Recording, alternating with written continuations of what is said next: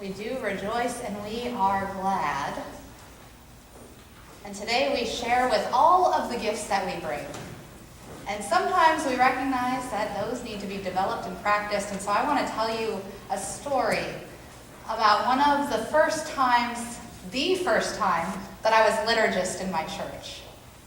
The first time I was liturgist in my church, I was, young, high school, maybe old, middle school. And it was our practice in our church that what we would do is before we invited the ushers forward, it was the liturgist's job to say some kind of words to encourage the congregation to give generously. So these were the words that I decided to share that first time. I told them this joke. So here's how the joke goes. A father and his son were on their way to church.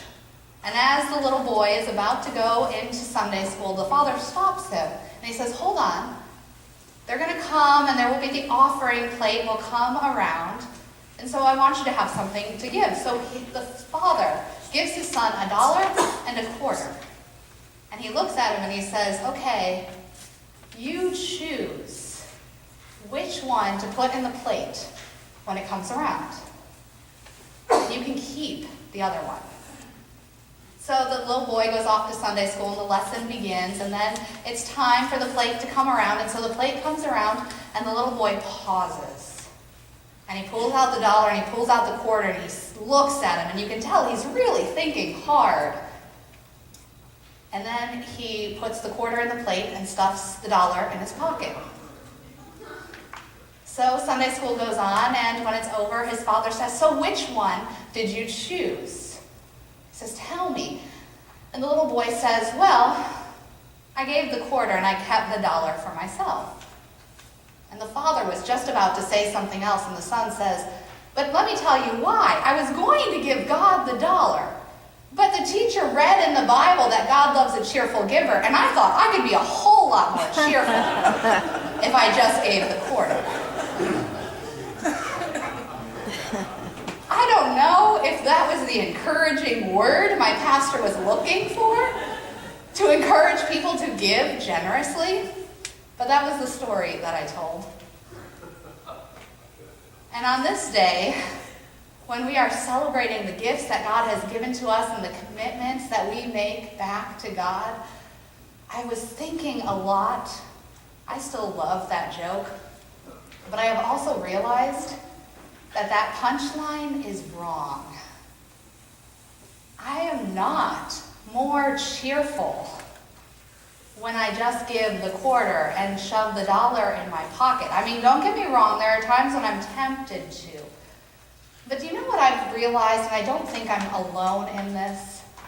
I've realized that, what keeps me up at night is counting the dollars, is worrying about what the next day will cost.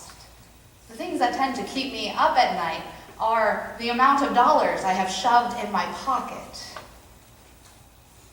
However, when I give generously to others, when I force myself, sometimes it's a practice, it's a habit we develop.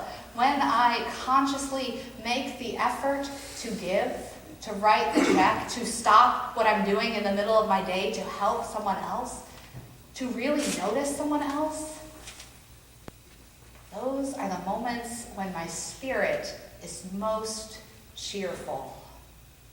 That's the difference that giving makes in my life, and I imagine I'm not the only one. I've heard your stories. I know the passions, the energies, the way that you give and what it means in your life. It's the dollars and counting the cost that tends to keep me up. The days where I stop and I really see someone else, really notice what their needs are and what I have that I can give to help carry that load, those are the moments that I sleep really well at night. When I dream about what God's vision can be in this world, those are the days and the moments that lead to that. Moments when I am reminded of what I know up here, but that I sometimes lose track of in here, which is that I am not the center of the universe. I know that up here, but how often In our day-to-day lives, is it really easy to forget because we live just in this one body with our one mind, with our one spirit, and we're worried about all the things the world tells us to be worried about. And so the moments when I am pushed out of that center of the universe, when I am reminded of what God's manifold grace really looks like, how I've experienced it, how I can pass it on to others, my friends, those are the moments when my heart and spirit are most cheerful and alive. It's not when I just throw the quarter into the plate and shove the dollar in my pocket. And so I hope it is for us that we would know the difference, and as I know we do, that giving makes. It transforms us. My faith is different when I practice giving. It is different. My trust in God is a little more sure. I was talking with someone earlier, and they were talking about we never really know our faith until we put some weight on it. And that is what the practice of giving does for me. It helps me put some weight on my faith. It helps me to trust in what God has done and can continue to do. And it helps me to remember that it's not just me against the world all by myself.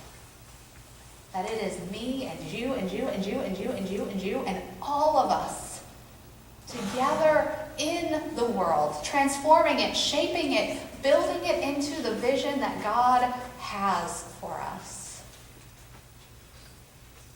And so we still might laugh because we resonate with that little boy who just wants to throw the quarter in the plate because we think we'll be a whole lot more joyful and cheerful if we keep the dollar for ourselves. But this morning, as we celebrate our commitments, let us remember those words from 1 Peter that we are stewards of God's manifold grace, and it is abundant and life-giving, and it is for us and for the world. And so let's put a little weight onto that faith. And let us know what deep and abiding joy and cheerfulness in heart and spirit can come when we give and serve with our whole self.